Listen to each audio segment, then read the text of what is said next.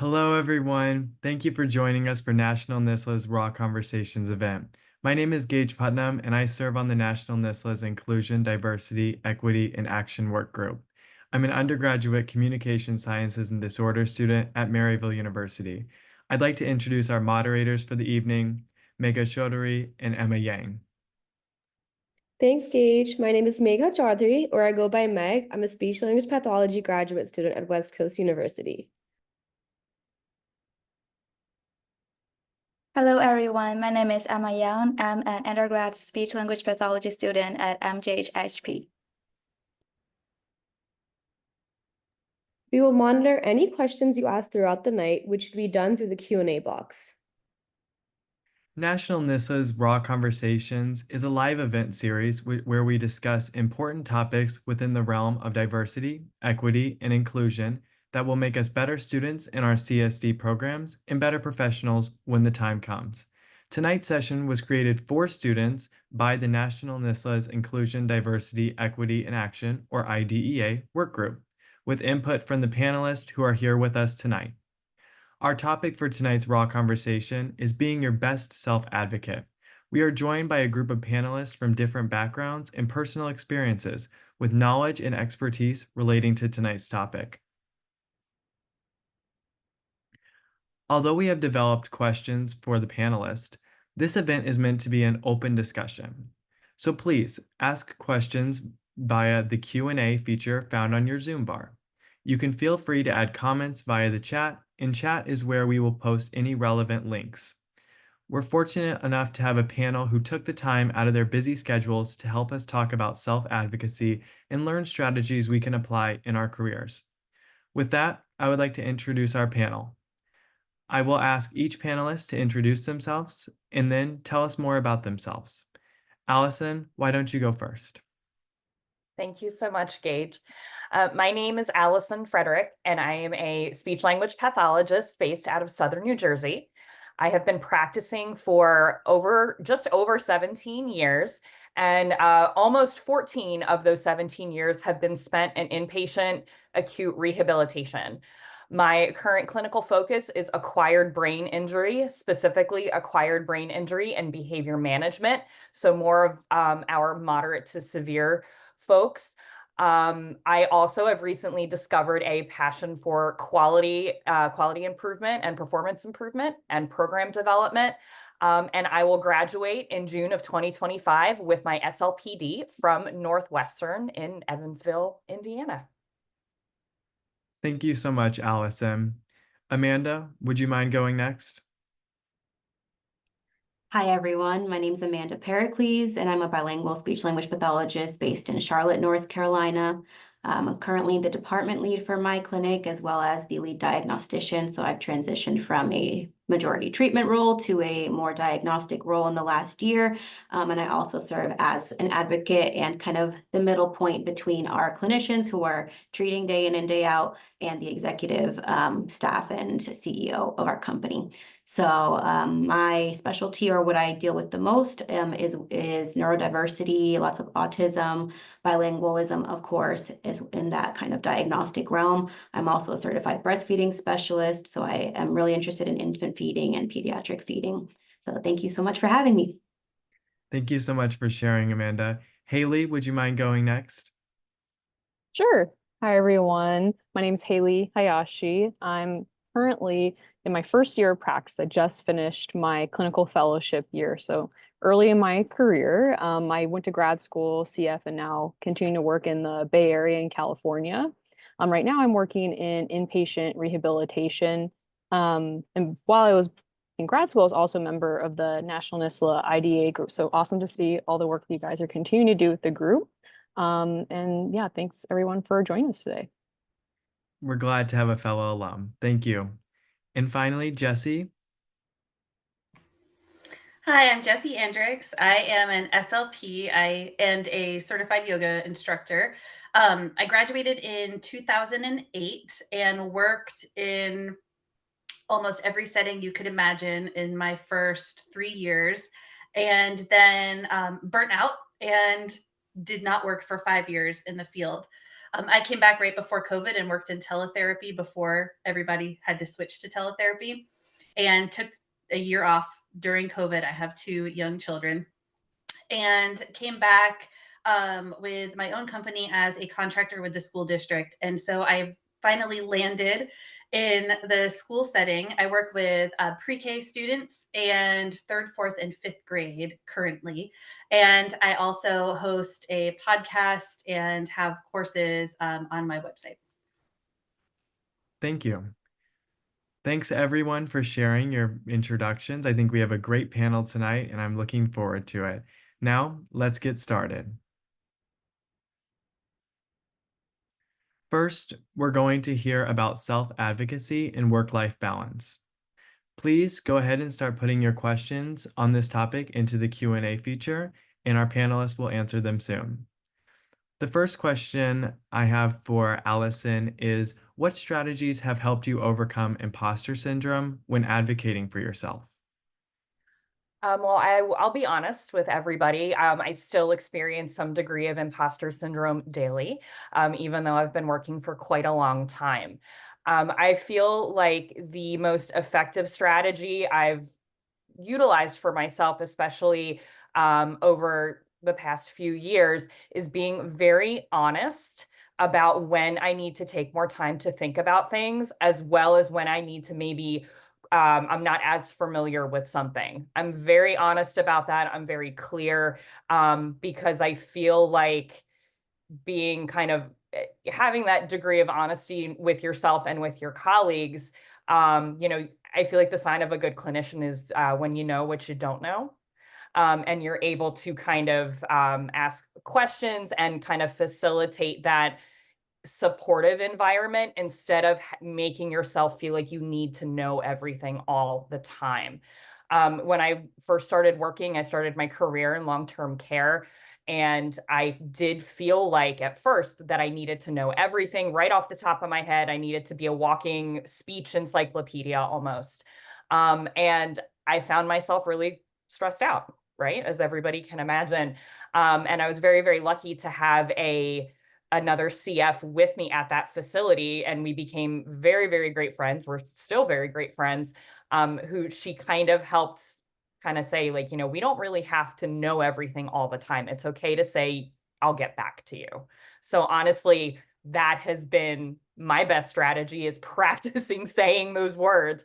I'm not sure. Let me get back to you. Thank you so much. Yes, this is a very relevant topic for our students. Would any of our other panelists like to chime in on this question? Sure, if I can add to, I think Allison brought really good points about the aspect that's just how you communicate with other people, but I think it's also an internal process too. And I've definitely struggled with imposter syndrome, grad school, fellowship now, still so early in my career, and a lot of what you were saying resonates with me. And I think what's helped me is, what kinds of things make me feel more confident. Like it might seem a little bit silly, but I think it's a good exercise. Is like I have a list I keep on my phone. I love the Notes app. But like all my accomplishments, like, okay, I've done these, I graduated grad school, whatever it is for you.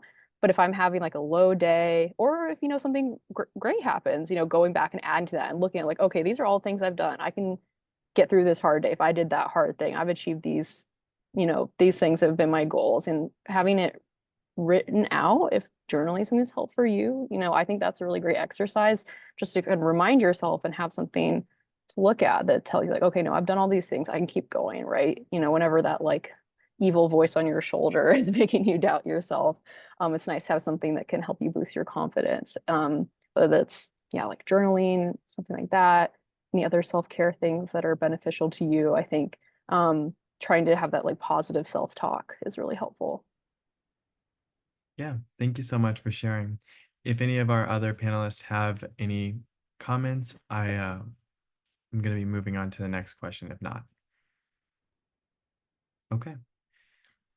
My next question is for Jesse. How do you approach self-advocacy differently now compared to when you first started your career?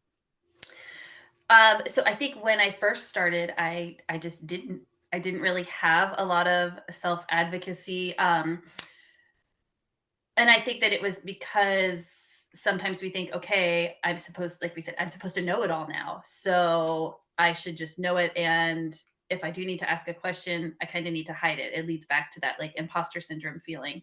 Um, Through the years, I've just kind of had to work with shifting my mindset and, a lot of self care, but a lot of growth mindset, and realize that self advocacy is really just another way to keep learning and keep growing in our field. So the field changes so much. And sometimes it feels like it's in like a very short amount of time. So there's always things to learn, and that can be really scary, or we can look at it as a really cool opportunity to just keep growing. And with that, we can advocate for ourselves and say, hey, I don't know this, but I want to learn. Where do I learn? Or I'm feeling really stressed right now. Do you have a tool or a resource that I can use to help? So looking to some of your peers, whether they've been working for 20 years or they've been working for 1 year, they might have some really great resources and tools. Um, and just always being open to, like, knowing it's okay to ask questions and it's okay to say, I need some support and some help with this. Yeah, absolutely. Do you have any specific examples of this early on in your career? It's okay if not, I was just wondering. Yeah, I think when I worked in the medical setting, I was fortunate enough to work for somewhere I had clinicals, so I was just used to asking questions for that person. But then I was laid off. It was a hospital. They did some shifts, and so I started working in a school, which was completely different than what I'd been doing, and it was kind of just like where I landed.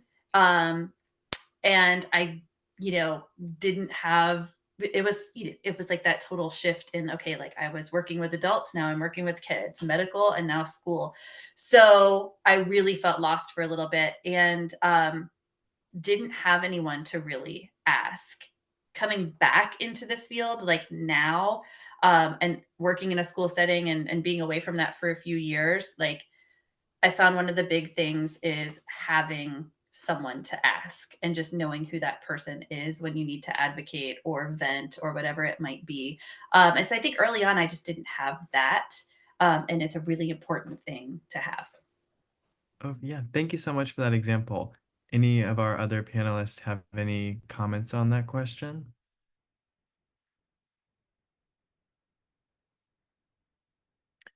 Okay.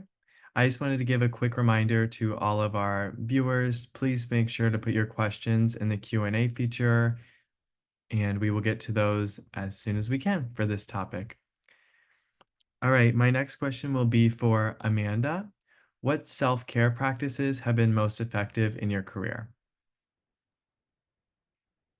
So I forgot to mention this earlier, but I'm also pretty early in my career. I've only been working for about 3.5 almost years. So I graduated in 2020 and I had a baby and I took that year off in between, started my CF, and I work in a very like high sensory support needs, lots of autism, bilingual, like I mentioned, outpatient pediatric private practice. And so we know just private practice life, if you worked in it, is very fast paced. If you're adding all these other kids or needs where they're having other therapies at the same time, and if you're adding in bilingualism or multilingualism, it's a lot. And so as someone who is diagnosed with anxiety and struggles with imposter syndrome a lot, and just like standing up for myself, self-advocating, I'm on this panel, but I definitely have troubles with advocating for myself.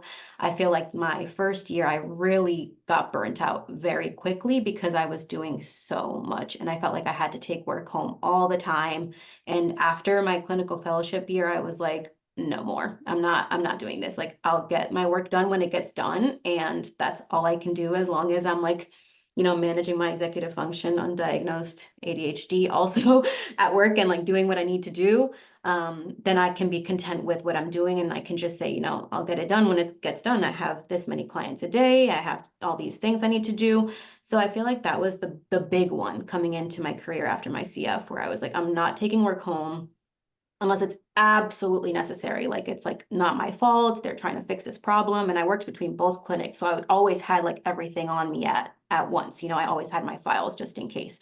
So I feel like that was one of the big things that I did. In addition to I'm fortunate enough to be in a place where, you know, my bosses have been super supportive and like kind of just looking out for me and my supervisors, and they have this open door policy and they're always looking for feedback, but then like taking advantage of those opportunities to say or to express my needs or to express the needs of my other colleagues to kind of better our work environment and our work kind of experience, right? So that again, we can feel better and be able to take care of ourselves in that professional way.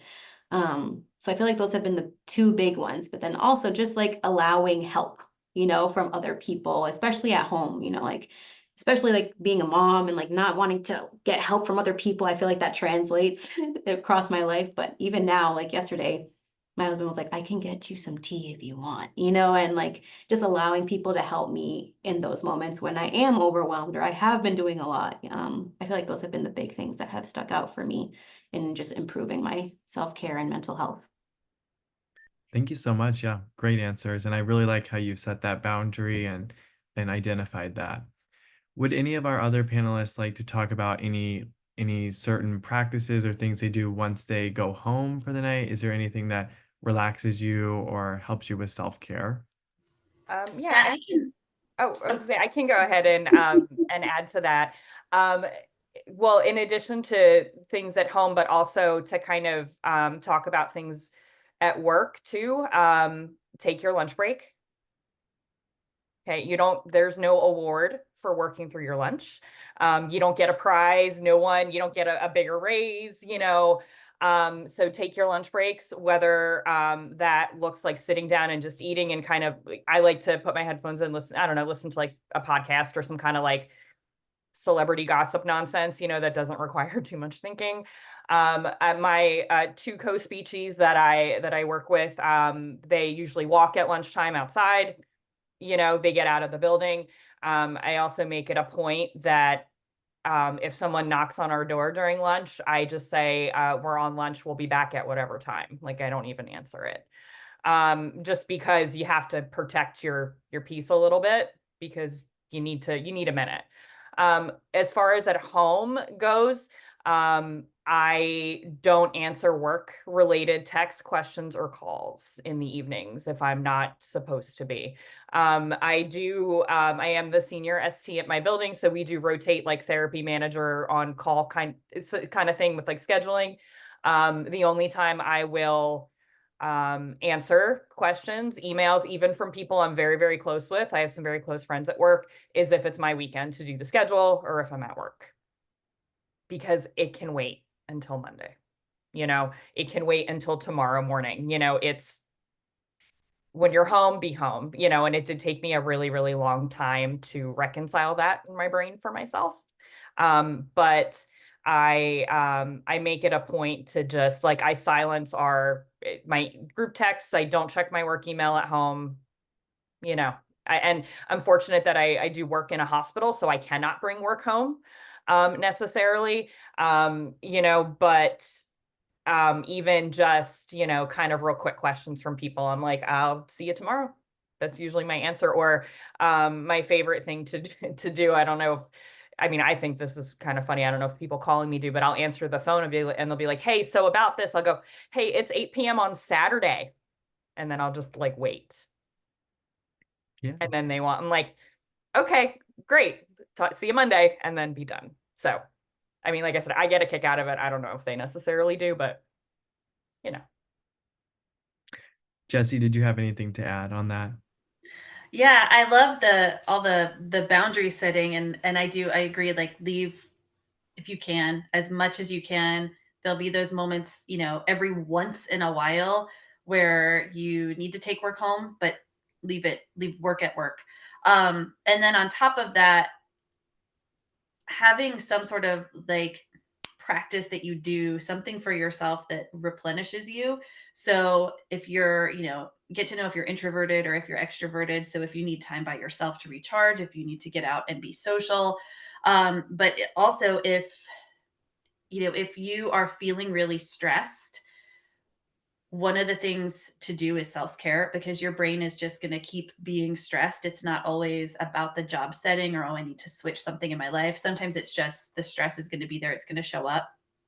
So finding something, whether it's like journaling or getting out and going for a walk or exercising or baking or having a cup of tea or doing a meditation, um, or something as simple as just like having a moment to pause to like shift between like parts of your workday to help you reset before you go into like a meeting or something like that. Taking 5 breaths or 10 breaths.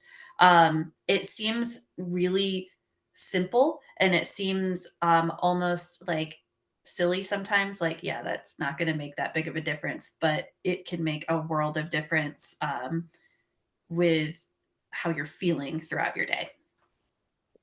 Perfect. And finally, we have our last question here. I'm going to ask Haley, how do you maintain work-life balance? I know we've kind of talked about it a little bit here, but I'm excited to see your insight on this. Yeah, I'm trying to think of something that hasn't been covered before because everybody's brought up such good points. Yeah, I guess to zoom out, big picture is just thinking about like what is valuable to you, right? What does work-life balance look like for you? For some people, it's going to be different. What self-care looks like is different for different people. And I think thinking really specifically about like, okay, what do I need like time-wise? What do I need like what I'm doing at work, what I'm doing outside of work that's actually going to give me that good quality of life is really important to reflect on. And I'm a big list person in case that hasn't already become clear.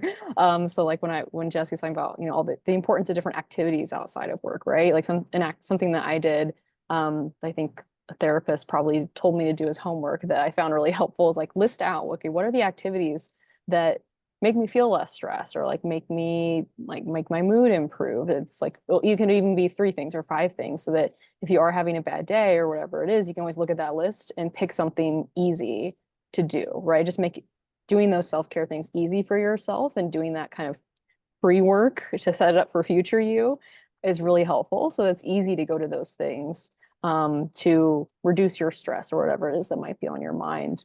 And I think too, like thinking about, since you're all students, right? Thinking about what's a setting that's going to be good for work-life balance for you.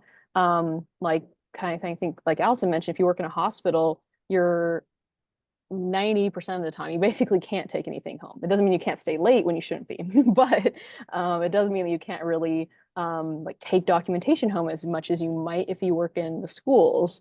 Or if like scheduling, like if you have kids that maybe working the school system might be a better fit for your lifestyle, all those kinds of things, thinking about what direction you might want to take your career and what's going to be best for you, because different settings have their different scheduling pros and cons, different levels of stress for sure, because I've worked in now 2 different kinds of medical settings and definitely the stress level is different between them. So thinking about those kinds of things and taking those steps towards what you think would be a better fit, or like your school commitments, right? Maybe don't be in every single club and run for every single officer position that might be open if you've got a lot on your plate, or if you're the kind of person that's going to enrich you and really make you feel a lot happier in life, then do those things, not overstretching yourself, but still finding the activities that are going to make you, happier and feel more fulfilled is really important.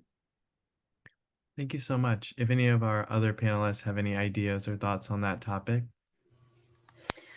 Yeah, I have a couple thoughts that go along with what Haley said about activities outside. When you're in school and you're in like grad school or just, going through like becoming an SLP, it's kind of your whole life, right? Like you're in school, you're studying, and it depending on the program that you're in and the mindset of your school, like sometimes it's like drilled into you like this is your life right now and this is your main focus, this is everything.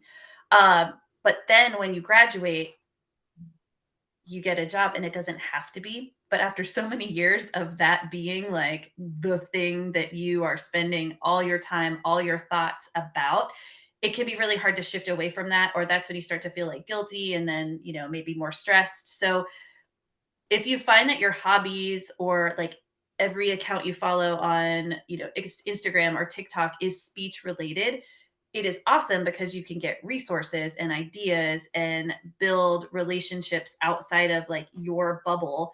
But at the same time, follow some accounts that are based on your hobbies, or keep some of those hobbies and interests, and know that it's okay to have those because you've done the work, you've put in all that time, and so now you get to have that kind of piece of your life back.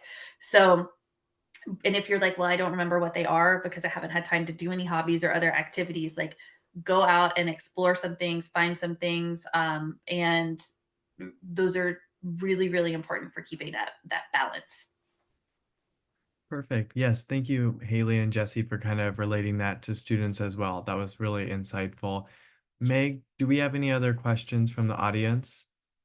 Yes, we do have one question. So the participant asked, I know that many people rely on their coworkers for support when feeling burnt out, as it's invaluable to connect with someone who understands the profession's challenges. In settings like home health, where coworkers may not be as accessible, what would you suggest for finding help or building connections within the profession? Amanda, would you mind taking this question?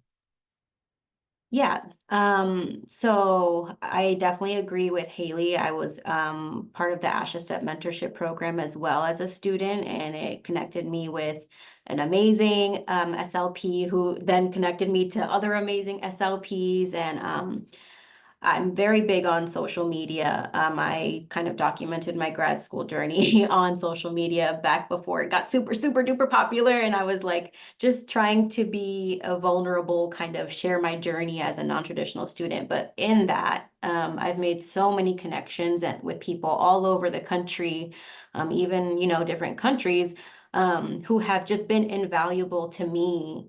And it's people that I've like never even met before, people that, supported me when I was a student, looking over my resume when I was applying to jobs, giving me gifts when I had a baby, offering to help me have SIG memberships or go to different conferences. And like, this is from people that I've never even met in real life. So I feel like whether it's like a Facebook group or, finding a local event, in Charlotte here, we have the 8% Summit. So that's like, a summit with panelists and things for minority SLPs from different racial and ethnic backgrounds. There's other groups within NISLA and other groups within your university or in the local city where you are. Maybe there's like a local NISLA group or a local MBASLA group if you're a part of MBASLA, where you can just connect with people. But yeah, as Jesse said, like the non-judgmental Facebook groups, there are plenty. And Instagram is super, super just full of amazing people to learn from and to connect with if you ask questions or you want to get to know them because they're in the niche that you really, really like. There's always ways to connect with people. But yeah, definitely taking that step to just like expand your social network is the big one. You have to be willing to do that. And it doesn't have to be face to face. It can be sending an email. If you saw someone's presentation, it can be like little things that you can do. Thank you so much for answering that. Are there any other last questions from the audience on this topic, Emma?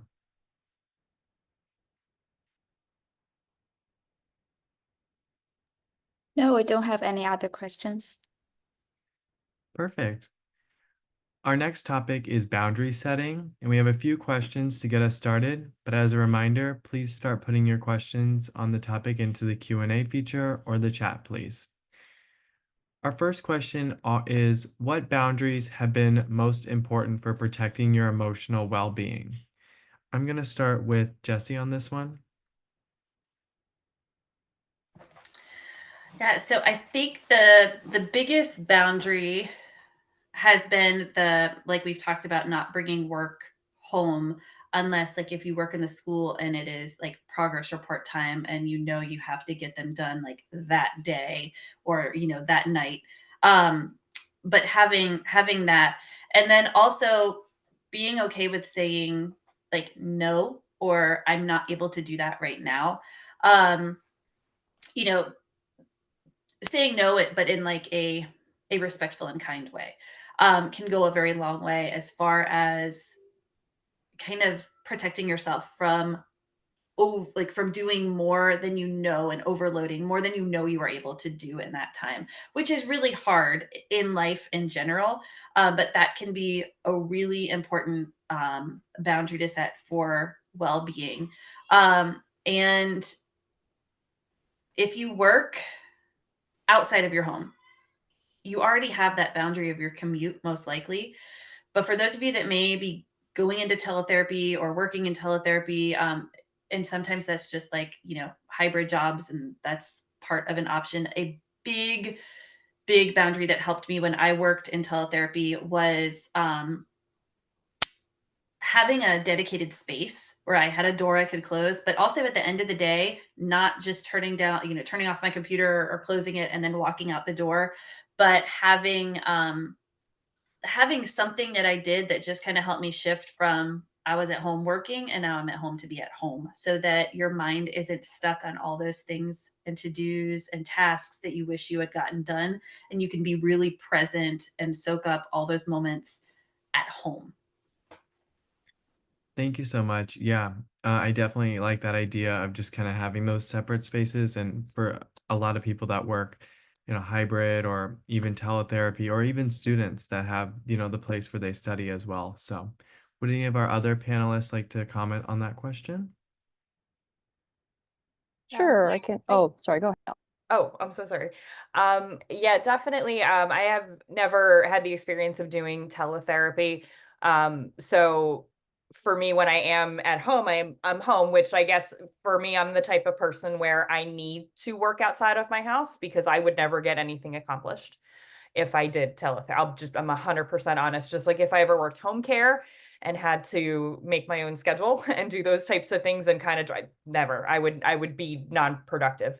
Um, but for me, something that when I first started working, especially when I was a CF and a very, very new therapist, was I used to get guilted into not taking my PTO that I earned, and that kind of was a part of, your benefits package, right, when you start working. Um, I'm like, oh, well, we don't really have any coverage for you. And, like those types of things are trying to, it's one thing to work maybe the weekend before to use it as like a flex day or a comp day. But if you want to do that, but when you start kind of getting put, well, we need to get your caseload covered. It took me a very long time to kind of understand that, like, no, like this is my time. I don't need to be working extra hard up front just to take time that is mine.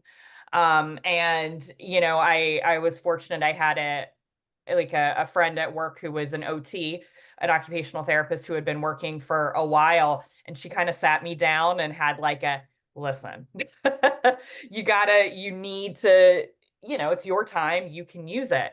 Um, and it did take me a while, honestly, because you didn't want to be, when you first start working, you don't want to be that person that is saying no, right? Like we've talked about. You don't want to be that person that's like, well, no, I can't. But also too, the same OT told me that no is a complete sentence. So, and that you don't owe anybody an explanation for wanting to take a day off. And it's like, well, why do you need that day? And I'm like, what? Kind of thing. So that really helped. Me was really having that person at work who kind of recognized that I was very stressed out about trying to take a vacation. It was more stressful to get ready to be off than it was to actually be at work. So I was fortunate. And that person and I actually work at my current job that I've had for quite some time. And so we were able to move jobs together. So it's very nice. Thank you so much. Haley, did you have something to add? Oh yeah, something I was going to add about kind of internal boundary settings, and maybe it's a little bit less relevant if you're in school and you haven't started clinicals yet, but I know it definitely was something I had to confront when I started taking on clients and like my clinicals and internships and in my fellowship, and it's still a kind of ongoing thing I'm working on. But for me, and I think a lot of clinicians have also struggled with this, is the taking things home with you, not physically, but mentally, like thinking about your clients and your patients, worrying about them in your free time, that kind of taking up mental space. And that can be, I think, pretty damaging to your mental health and your overall stress. So trying to find ways to set that internal mental boundary, in school, making sure you're setting boundaries in terms of like when you're doing work, not taking on things in your free time. Or I know for me during my fellowship, I had a pretty long commute, and I would tell myself, okay, well, think about work and things that happened today for like 15 minutes. I will let myself think through it and decompress. But once I hit that time, I've got to do something else. I've got to like listen to my audiobook, listen to music. I will not let myself continue to ruminate on work things past this time. That worked well for me, but depends on kind of what's weighing on your mind. But I think that internal process is really important. So you're not stressing too much about school or about your clients, those kinds of things outside of the time that it's going to be productive. Thank you. My next question is for Amanda. How do you communicate boundaries without feeling guilty? That's a toughie. Um, Sometimes I feel like I don't really do this too often, but I'll give an example of, if a client shows up late, past our company cutoff time, you know, um, and that's, when the admin comes and they're like, so and so just got here. Can you see them? It's like I'll pull an Allison, like, what time is it? It's 10:12. No, like I can't see them. Sorry. I was out there until 10:10, sorry. Or I kind of try to rely on like objective truths, to kind of help me push through whatever it is. So, if it's like that kind of a situation, or if it's I try not to take work home, so I'll get to it tomorrow. I don't want to work past my work time, or I stop work at 5:30, and like if I'm still in my office like getting ready and someone comes to ask me, I'm like, oh, I'm actually not working right now. Just kind of going back to those things that I know are true so that I don't feel as guilty. I feel like I kind of default to those things, but I'm sure that somebody else with more practice and more confidence might have something else to say. I can chime in a little bit on this. Because I've had to do this a lot in the last 2 school years. So I have school age children. So, but we work at like they go to one school and I go to another. So that makes it really fun in the mornings and the afternoons as far as like getting to work and pickup times and all of that. So working in a school, we have IEP meetings, or sometimes we just might have like a team meeting or something. Um, and a lot of the time they're before or after school when I cannot be there because I'm getting my kids ready for school, or I have to be there to pick up my children. Um, and so one thing that really helped me was to set clear boundaries and be really upfront and say, here's the days and times that I work. I can't attend the meetings during these times. If it's really, if it's like a really important, or a meeting that we know there's going to be like a lot of conflicts, can we either reschedule, or can I attend, virtually, which I didn't always like to do, but like if it was one of those times where it's like once in a while, can I attend virtually just for the first few minutes in case they have questions for me? Or can I join late when I get home if there are any questions?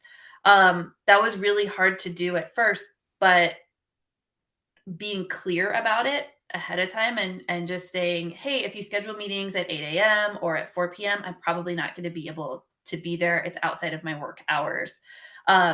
Was really helpful. And then everybody knew that, if they scheduled it, they'd invite me and they would not expect me to show. And I'd just be like, yep, I can't make it to that one. So being clear is really, really helpful, and just being upfront, sometimes before it becomes an issue can be just good. Like it can just be helpful and just like take the stress off of it. Yeah, thank you Um, so much. Yeah, sorry, Gage. I can actually add something else to that. And this is more so respectfully communicating boundaries with caregivers and support systems of the folks that I have on my caseload currently. I always, we do like weekly update calls if we don't get a chance to catch up with people in person. And I just let people know, like, hey, if you need to get in touch with me, just so you know, I'm not at my desk for most of the day. I'm really great about answering emails pretty quickly, but phone calls are, going to take a little bit longer. I'm usually not back at my desk until, after 3 p.m. or, I know I'm sure everybody has had that, you know, caretaker or support system person just always want to talk to you as soon as they get to the facility. And I maybe will entertain it once or twice, but then kind of moving forward, I'll be like, hey, I only have a minute because I have someone else right now. But if you're going to be here at such and such a time, or if you want me to call you today at such and such a time, I can do that. But right now, I can't really chat too long, you know. So it kind of goes back to what Jesse was saying about just being very upfront about those things. And again, it's okay to let them know, like, hey, I'm busy with another person. um you know, I'm more than happy to chat with you, but it's just going to have to be at a different time.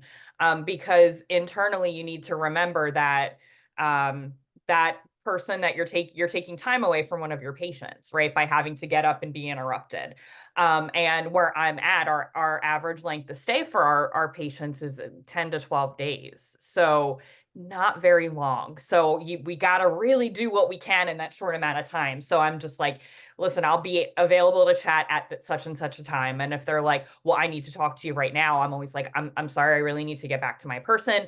I'm like, if you would like to speak with my director of therapy operations, I'm more than happy to point you in her direction. You know. Yeah, thank you so much. I'm going to move on to kind of like what strategies you guys use. So, what strategies do you use when your boundaries are challenged? I'm going to field this question to Haley, and we can move along if we need to.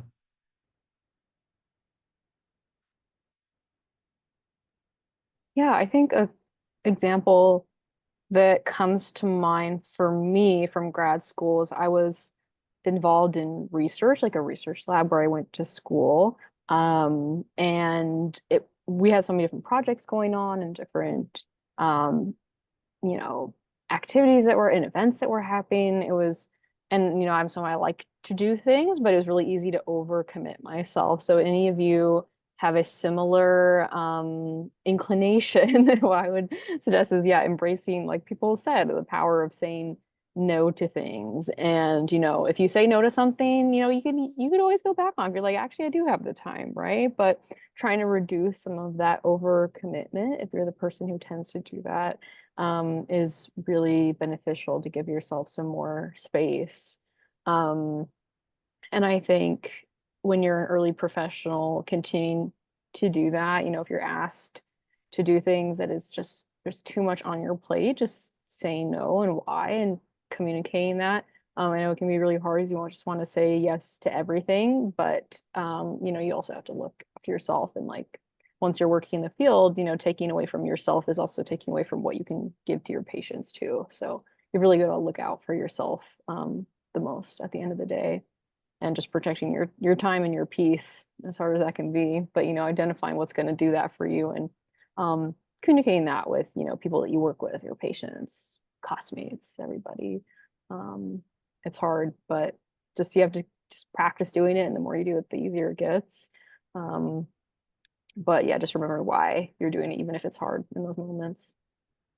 Yeah, thank you so much. Would any of our other panelists like to elaborate more?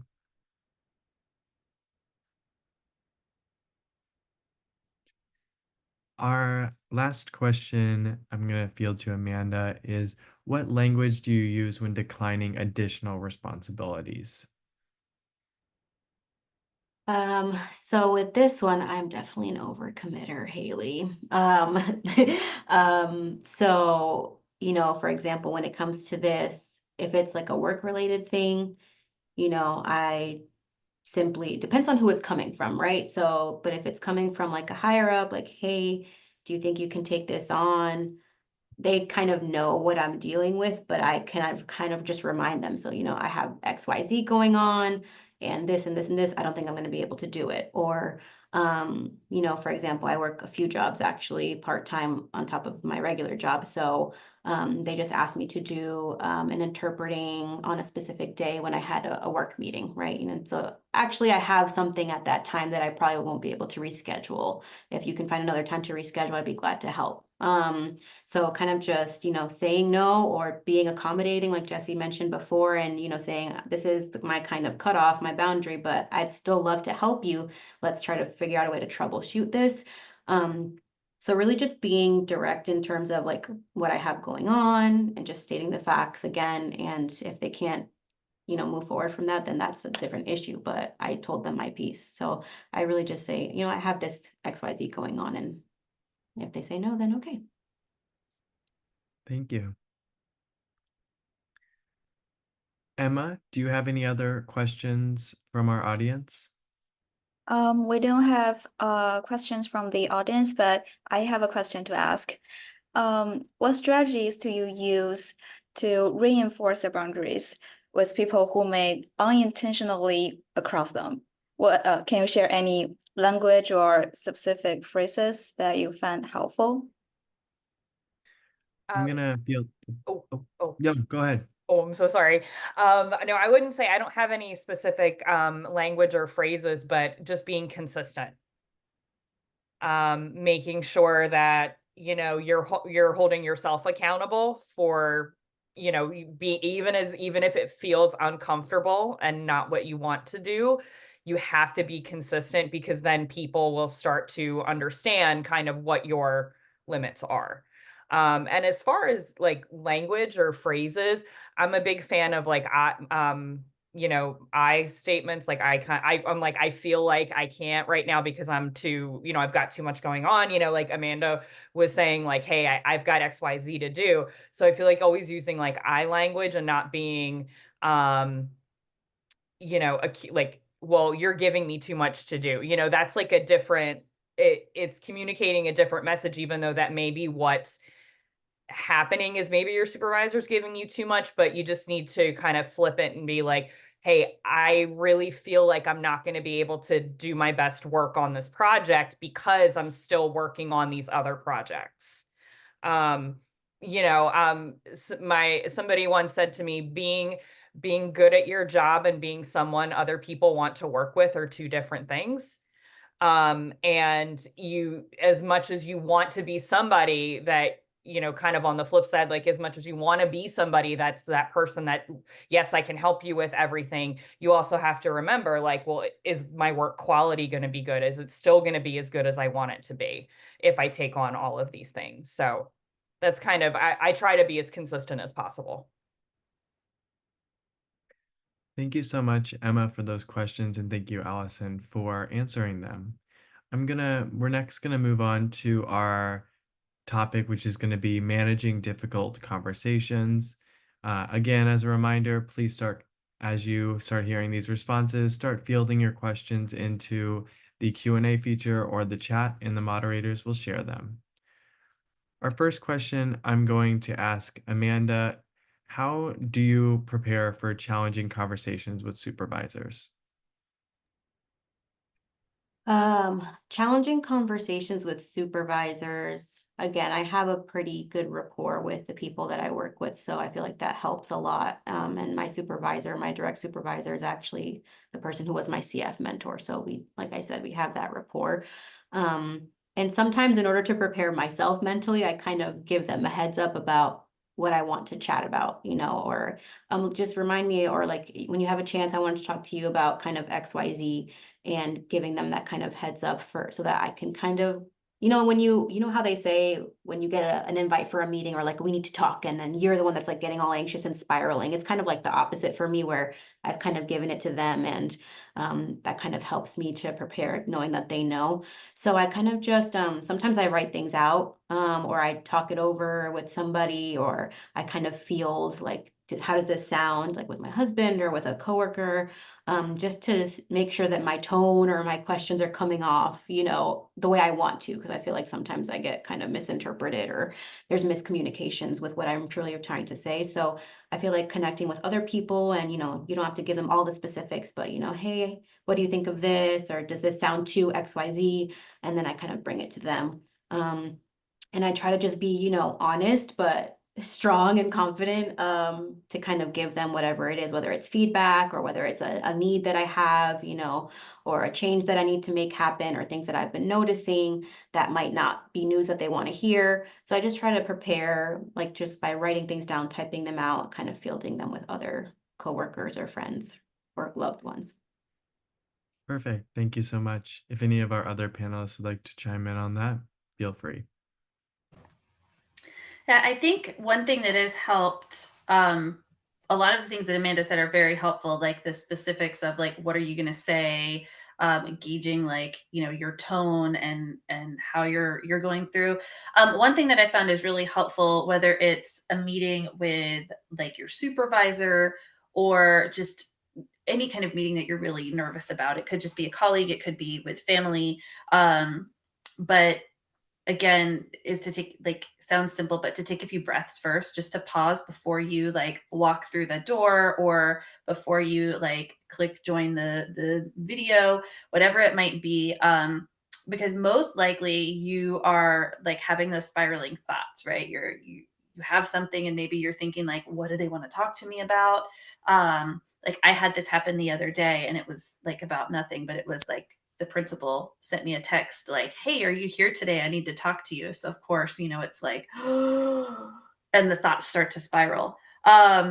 So taking a few breaths or feeling your bottom in your seat, your feet on the floor, like something to help you get grounded so that you remember you're more than those thoughts and that those thoughts are just how your brain is going to like start being triggered and interpret that. So getting yourself grounded, that also will help you to get your thoughts gathered, because when you're really stressed and your brain is scattered, it's going to be really hard to like get your thoughts clear and to remember all the things that you want to talk about.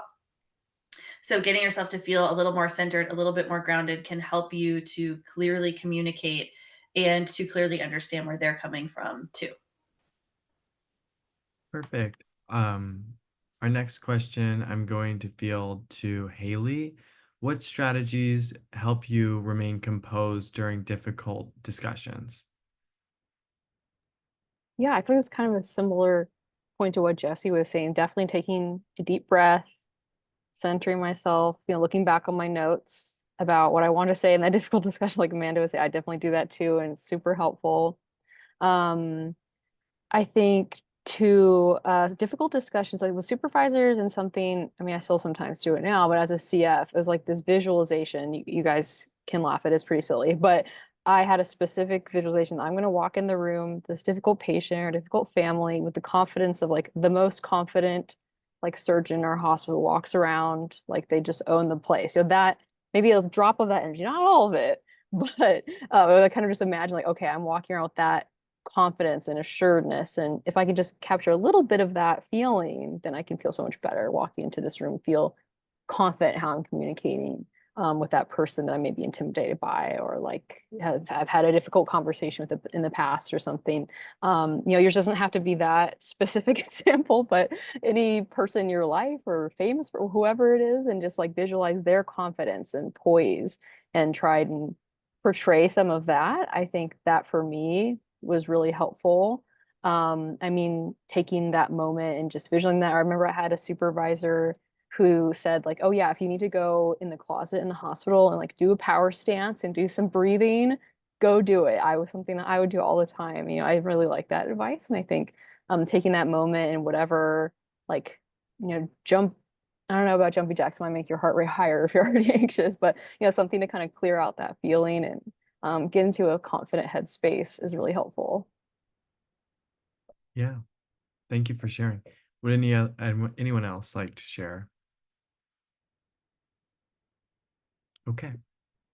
I'm going to combine our two questions here about difficult conversations and decisions with coworkers. So my question for Amanda will be, if a coworker with more seniority tries to push you to make decisions or disagrees with you professionally, what do you do? Especially coworkers that might be from a different field or practice. Yeah, this is a good question. I actually work in a multidisciplinary clinic. And so we have OT, speech, we have a psychologist on staff, we have PT, and we have ABA. And so a lot of the time we're all coming from different points of view, right? I feel like I'm definitely a person who is like a lifelong learner and is always trying to share the knowledge that I gain, um, in hopes to kind of, you know, help others along the way that maybe don't have as much of an interest. But when it comes to making decisions and kind of conflict with other coworkers from a different field, I really just one try to kind of get their point of view into why they're recommending it or why they're saying what they're saying and what are they seeing, because sometimes we are seeing different things. But standing confident in that I know what I'm seeing and I know what I'm kind of assessing from the situation, whether it be an initial eval, whether it be a client's behaviors, et cetera, et cetera. And kind of just like, okay, what can we do? Because I'm not comfortable making this decision. I don't think that's the right choice, based off of XYZ.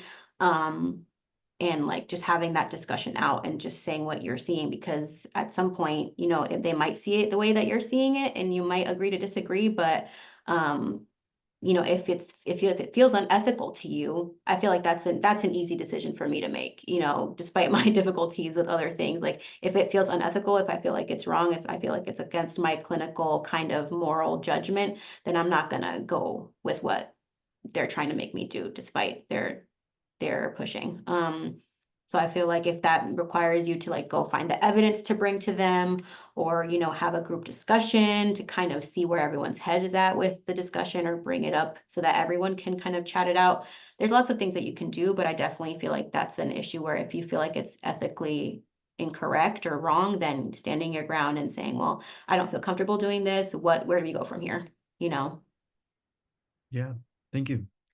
If anybody else would like to comment, I'll open the floor. Sure, I can kind of add something to that. And I was trying to think about, okay, what are examples where like kind of conflict might come up as I thought back to grad school and the dreaded, at least to me, group project, and something that I think I would try to use then. And I think it's really helpful as a professional too when somebody else says or does something, they're like, I don't think that's quite right. Instead of saying like confronting them, which can be really hard and maybe not the most delicate way of going about things. Something that is really helpful that you can use in a lot of scenarios, asking like, oh, like you're saying this, like tell me more about like what was your thought behind that? Or like I can't remember what supervisor or maybe professor told me not to use why, because why can be really triggering if you ask why did you do that, right? Seems very confrontational. But what were you like, what was your thought behind this idea, or like why this is happening, and trying to like get them to explain to you in a non-confrontational way to kind of open up the conversation that kind of gives you an opening to kind of bring your issue to the forefront. But I think having some of those like set phrases in the back of your mind to bring up in those situations can be really helpful, and kind of building up a kind of library of scripts for those kinds of difficult times is really helpful, instead of so you can know like, oh, I'm a little concerned about this, like I'm not, but how do I bring that up to them, is like kind of these probing questions to open up the conversation in a way that'll like kind of puts the person, doesn't put them on the defensive, but still make like kind of makes them have to explain what's going on, right? And kind of trying to come at it at that angle, whether it's like a disagreement about, yeah, like care for someone, or about maybe someone supervisor like says something that's a little bit inappropriate or that you disagree with, like, oh, why, like what was your kind of intention behind that, or like, what does that relate to this other thing, kind of trying to open up the conversation in a more indirect way, I think can be really helpful. Yeah, thank you. Emma, do we have any other questions from the audience? Yes, we have a question. How can you speak with a supervisor who proclaims to be immature and inappropriate in what she thinks is a funny way, but as a non-traditional Black student, I feel microaggressed racially and ageism. She expects professionalism, but she's unprofessional. Sure. Allison, I wanted to field you this question. So from the question, I guess it was the supervisor themselves thinks it's funny that they're immature and unprofessional, right? I guess. but then they expect they would not take the same type of behavior back, right, from the folks that are working with them. That is a very complicated question, because I mean, my first thought honestly would be to see my HR representative, which I know is some people may feel like it's a little bit on the extreme side, but if you feel like you are being, disrespected, not being heard, not being treated as you feel you should be treated, seeing your HR professional would definitely be, or at least, that would be what I would do first. Or, if that wasn't available, speaking with another supervisor either in the building, or, like, for example, I'll just, like when I worked long-term care, if my direct manager was maybe not great and I needed some assistance, I would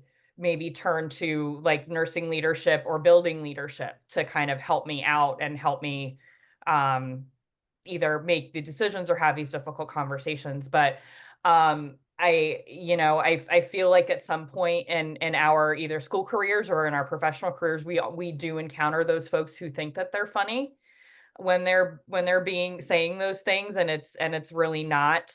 um and um like I said, trying to see who else is able to support you with how you're feeling, because it's never okay to feel that way, to go to work and feel disrespected like that and feel like you're not being communicated to professionally. Yeah, thank you. Would any of our other panelists like to share thoughts on that? Yeah, I can jump in a little bit. So, um, I had a similar-ish situation when I was in grad school with a supervisor that wasn't necessarily like immature or kind of the humor, but just kind of crossed some like TMI type of boundaries between supervisor and student.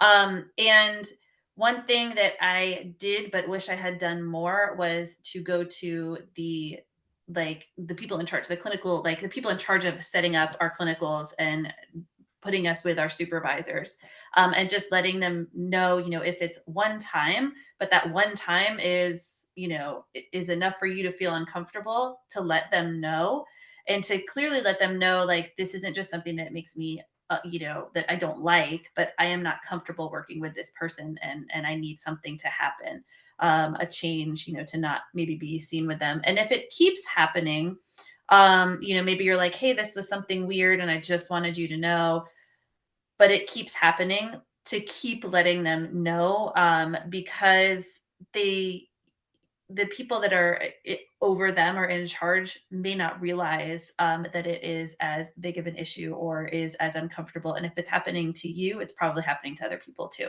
So, letting the people in charge know, like whether it is HR or it's a supervisor, or it's one of your professors, or a manager, but letting them know and making sure that they understand that it's really making you uncomfortable, and like you want something to happen from it, to be moved to a different supervisor or something like that. Thank you so much. Meg, do we have any other comments from the audience? No other questions. Thank you. Wow, time really flies. And thank you everyone for sharing all these topics. And thank you to our panelists thus far. So we have our final assigned topic. We will discuss career navigation and growth. After this, we'll have some time to answer any remaining questions from our audience. And if you have any questions about this topic, as always, start popping them into the Q&A or chat. The first question is, what resources have been most helpful in developing your self-advocacy skills? And I'm going to ask Haley this question. Sure. So I think this has kind of been covered by other people, but I think resources to advocate for myself has been really leaning on other people. So like for me, I was lucky enough to have another fellow at the hospital I did my fellowship at. So really developing a relationship with her, I think, made it a lot easier to get through the process and to also, get ideas for how to advocate for myself, how to, pursue different things as part of my role. And then also different like mentors to kind of be other sources of guidance and information, or to give you those opportunities for more development. I know, like, always letting those people know, like when I was really wanting to learn about one specific skill, we're saying like, hey, you ever see this kind of patient, please let me know. I really want to see. I will like take the extra time and do that. I know that kind of contradicts what I said earlier about not taking on too much, but sometimes it's worth it, or sometimes it's in your work day and you can make the time work, then that's great.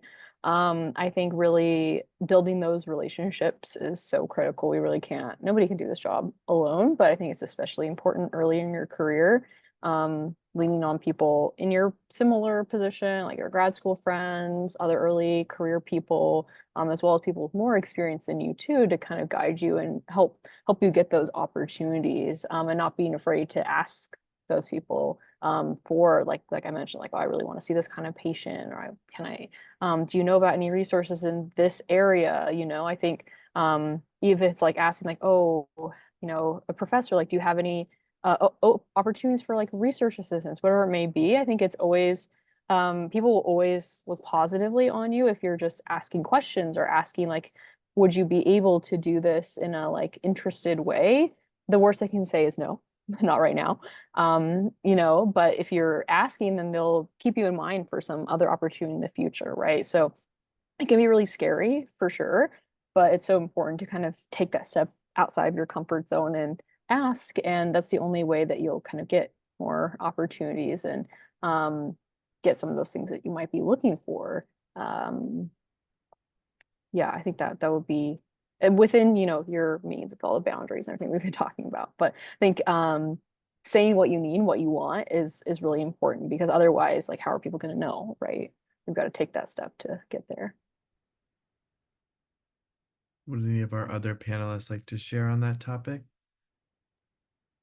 I'll share something. Haley, what you said really resonated with me, because that's like one of the one things that I feel super confident in, and that I kind of like going into grad school, I was like, this is what I'm going to do. That was like reaching out to professors. I didn't even know I could do this until it was too late, but like reaching out to professors to be part of their labs before school even started, or, reaching out to my department to see if they would sponsor me to go to Basel convention, because I was the only Black student in my cohort. Or, when my mentor from the STEP program told me that he volunteered at a conference and, he got to go for free, he was like, you should email them, and I was like, that was me drafting an email saying, hey, my mentor said that he had this experience. I would really love to. I'm really interested in voice. I would love to volunteer. And those little things that you do, in grad school, same thing with my placements. I was like, I want to do this feeding placement, or at work, if you ever have a solely diagnostic team, I would love to be part of it. And now that's what I'm doing, right? I'm barely doing any treatment. I'm basically doing all diagnostics. And that's just because I was putting myself out there, for the things that I wanted. And when you're in grad school, that's when it really starts. If you want to get the placements, if you want to get the opportunities to work in the labs, at work, if you want to progress and grow in your career at work and ask if they have opportunities for growth, that's on you, right? Obviously, people can recognize your talent and your work ethic and your skills. But if you're wanting that, you should be the one to initiate that conversation and like let them know that you're here and you're willing. So yeah, that's like one of the big things that I always tell grad students, especially, to kind of be your advocate and advocate for yourself starting now in grad school, so that you can kind of get where you want to be. Perfect. Yeah, thank you so much. My next question is, what advice would you give to new professionals about standing up for themselves? And this is going to go to Jessie. Yeah, so one thing to remember when you're new is that, well, this is going to sound very contradictory, but one, you don't have to know everything. And so if you need to advocate for yourself, as far as like, just needing more resources or needing to know where to get something, just remember that it's okay to not know everything.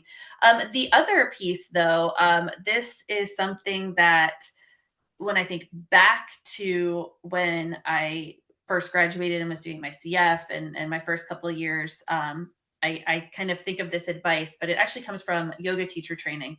And it's one of the best kind of pieces of advice, was that sometimes when you are brand new to the field, you're fortunate because you've just gotten the latest research, the latest techniques. Like, you've learned the most up to date with everything. And so you have a fresh set of eyes to come into the field. So, if you do have that senior colleague that's, telling you, hey, this is how we need to do things, while it's great to say, okay, cool, that might be something I didn't know, it's also really cool to advocate and say, I've actually learned this new way to do it, or there's this other way that I'd like to try this. And that's okay to do. Sometimes, again, it's all in our tone and the way that, words we use to say it. But that can be a really, just a great thing to remember when you're new. It's kind of like the two sides of the coin. One, there's always room to learn more, but at the same time, you've gotten the latest, most up to date with all of these things. So if you feel you really know something, or there's something you want to try, or something you are very opposed to, that it is okay for you to say that, even if you are brand new to the field. Thank you. If there's anyone else who would like to share on this topic, feel free. Yeah, definitely pick your battles, I would say. It's important to really prioritize what you are going to be advocating for, especially when you first start, because when you first start working, everything is new and exciting, right? You want to do everything, you want to see everything, you want to get all the new stuff. But you really have to be very mindful and very intentional about like I said, like the battles you're going to pick for yourself, because you can't pick them all and you're not going to be able to win them all, right?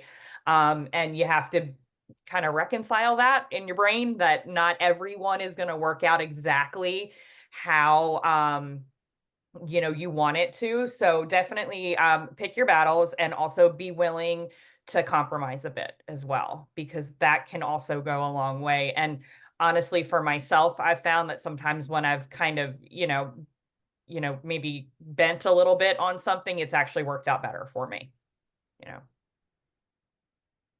Yeah, thank you.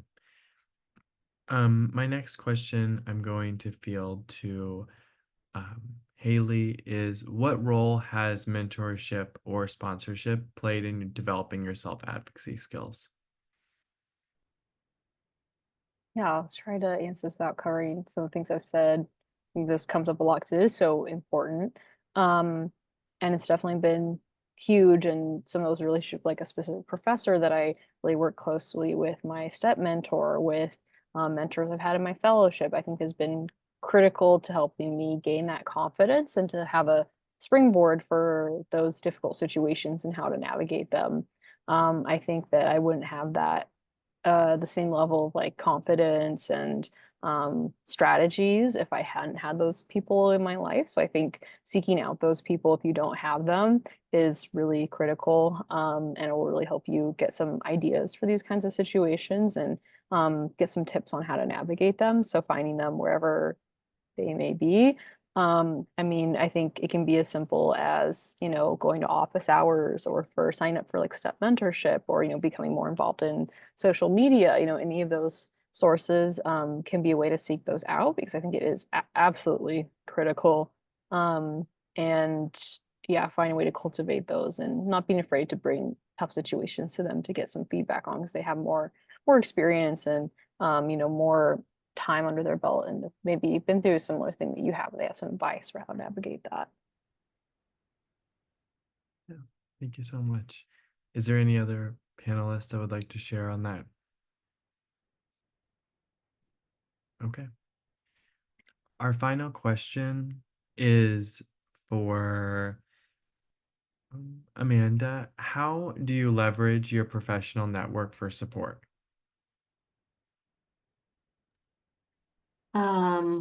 Would you say support in general, or support more specifically with self-advocacy skills? Whatever one you'd like. Okay.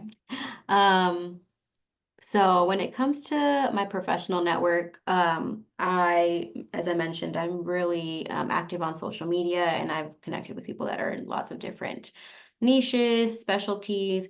And so when it comes to that, sometimes it might just be a DM. If I have their number, it might be like, hey, can I call you sometime soon? I want to discuss this case. And in some people's case, like when I have it financially, if I know that they regularly do consults, like I try to pay them for their time. So I try to really just like lean into what I know I don't know, like Allison mentioned earlier. That's like one of the biggest skills, like you mentioned. And really just kind of let them kind of guide me if I really don't know the answer and I have been looking myself and I can't find it or I'm not quite sure.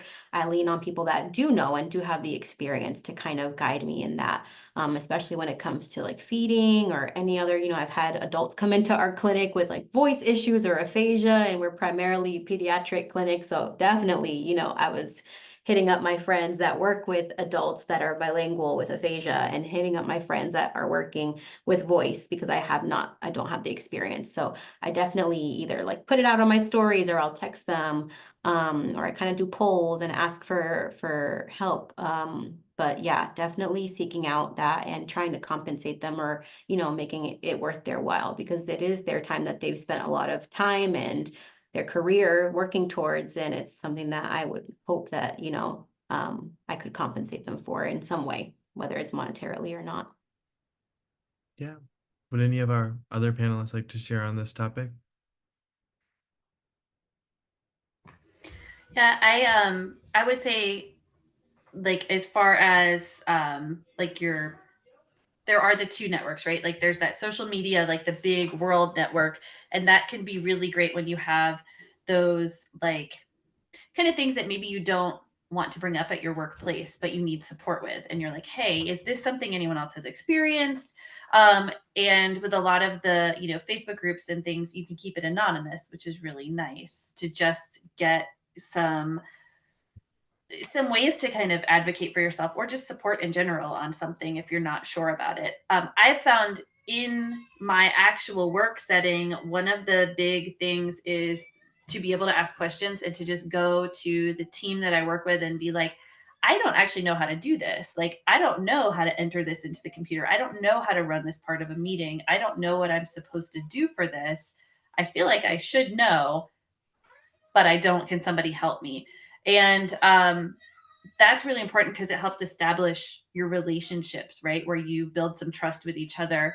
And that way, when you do need to advocate for something or you just need help with something, you know that there are people there that can help with it.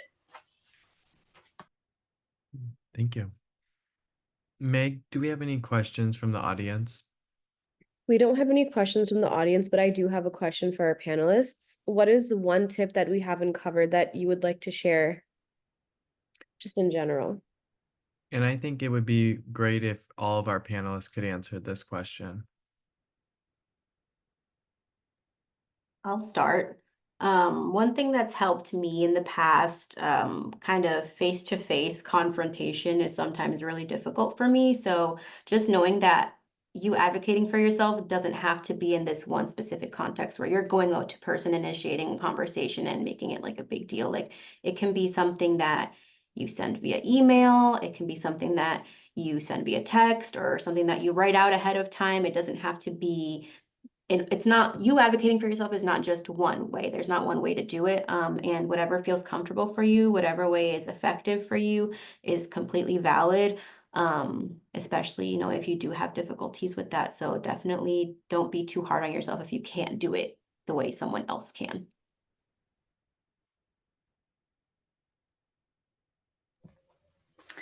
A really super helpful thing that I actually heard from, which this was really comforting to me. I heard from like the people in charge at where I work, which is always nice when you hear something, like coming down from higher up. I kind of like to sum it up as like, don't should yourself. So there's going to be times when you are like, hey, this is the policy we have, or this is, what we're doing for this treatment, or this, like for evaluations, this is what we're, how we're logging in our information. And maybe it's something that you realize you were not doing correctly before. And that can trigger a lot of things, or you can feel, like, oh, I've got to speak out. I've got to like tell them all of this stuff. I've got to go fix everything. But like, don't think about all the things you should have done in the past, but think about where you can go from here on. So when you're getting, feedback from someone, or you are advocating and, maybe you're not seeing it exactly where you want, how can you take that to move forward in the future? So whether it is, this is a change I make from here on out, and maybe it's not something I did before, or you get like, hey, I advocated, I needed something and it's not going to happen, where to maybe make some shifts in your life, in your work, and maybe, find a place that's going to fit that better. So instead of always looking at what you could have done different or should have done different, look at where you can take it from that moment forward. Yeah, Jesse, to go along with that, I'm a big fan of the phrase know better, do better. Yeah, and not beating yourself up for previous personal, clinical, whatever types of decisions or choices that you made in the past, because now you have new and better information. So you make the best decision you can with the information you have available at the time. And something else, I know we talked, or it was touched on a little bit, about people's support networks, right? It's important to surround yourself with people that will help build you up, but also people that will let you know when you're being a little bit too much. It's great to have a strong like team of cheerleaders behind you, but you also need those people that are going to keep you grounded and let you know when you're getting a little bit too far ahead of yourself. Um, because you don't want to get too carried away there. But definitely, and to being open to feedback, right? Being open to maybe hearing that something wasn't your best work, and that's okay, and being okay with that, and kind of, um, learning that, hey, like, this is not a bad thing. It's just hey, I can be doing this better. What can I be doing better? And it's constructive criticism is not always bad. It's not a bad thing. It's good. It's good things to continue to work on and improve in yourself.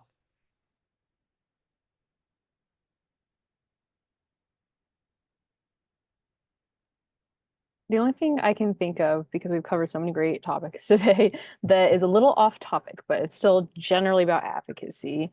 I know today's kind of focused on self-advocacy, but I think thinking bigger picture advocacy is also really important. I know if you're involved with your NISLA chapter at all, there are opportunities to participate in like national level advocacy, state level advocacy, whether that's writing letters to, your legislator. If there's a law that's up that affects us, it seems like in California there always seems to be. I'm sure that's the case in other states too. Once you're in the profession, there are also other opportunities. There's a lot of like boards and national level kind of organizations that are trying to advocate for our profession. And I think that that's it's bigger picture than I know a lot of we've kind of been focused on today. But I think it's an important part of being involved in our profession, involved being a student, is trying to improve our situation for ourselves and everybody else in the field and our patients and clients. I think finding some opportunities to do that too is really important. It can be really valuable. So just a thought to keep in mind. I think everybody here has covered such good topics. I think that's a aspect of advocacy that you could also keep in mind. Yeah, thank you all for responding to that question. Are there any other questions from the audience, Emma? No. Perfect. Well, thank you all so much for joining us tonight. Our panelists have generously offered to share their contact info in case you'd like to follow up with them individually, and we'll post that information in just a moment. We're about to post our quick survey so you can give us feedback about this event. And we just thank you so much. We thank our panelists. It's been amazing, and please consider filling out that survey. We also have more fall events scheduled for students. We are excited for our Praxis kickoff event on November 13th, as well as our resume workshop event on November 20th. Please register to join us.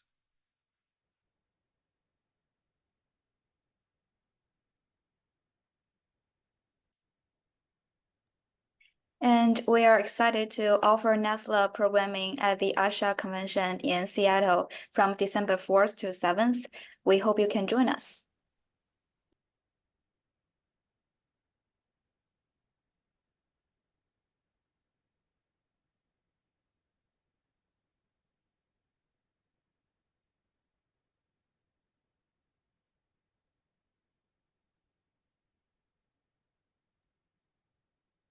We also want to remind you of the benefits gained when you join National NSLA 2025 membership, opened earlier this month. As undergraduates, members are eligible for cash awards, giveaways, and scholarships, and you can apply for national level student leadership opportunities. You also get journal access as well as discounted convention registration. You can even join 6 with a discount. The application is also open for 2025 National NSLA undergraduate scholarships. The National NSLA undergrad scholarship application opened on September 1st, and we'd love for you to share it with your chapter members about our scholarship. It's open to National NSLA members who are undergraduate sophomores and juniors. On behalf of National NSLA, we'd like to thank our panelists for offering their time and expertise. If you'd like to connect with any of our panelists, Gage or myself, feel free to screenshot the slide. This has been a wonderful discussion, and we'd appreciate your feedback. It's only with the help of our dedicated members that the CSD community continues to thrive. This conversation has been recorded and will be posted on National NSLA's social media accounts. Thank you and have a great night.